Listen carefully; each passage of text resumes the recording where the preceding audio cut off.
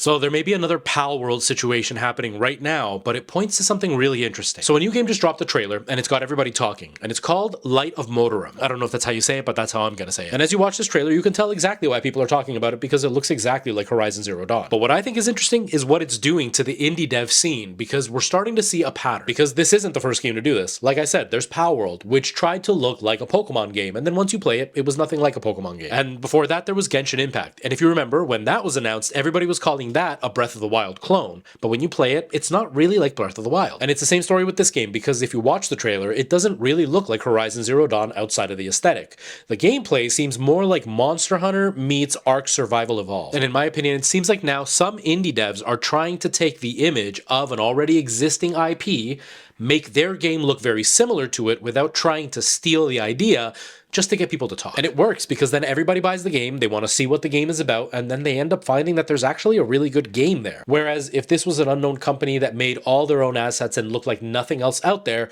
people probably wouldn't talk about it, and it probably wouldn't succeed. But the other side of the argument is the fact that this can lead to a lot of trouble if they're not careful. For example, Pal World, which is getting sued by Nintendo. And the truth is, a giant company like Nintendo can take out a smaller indie developer or newer developer out there because they won't have the same bankroll. So we know it's a good way to get people to talk, but do you think it's a risk worth taking?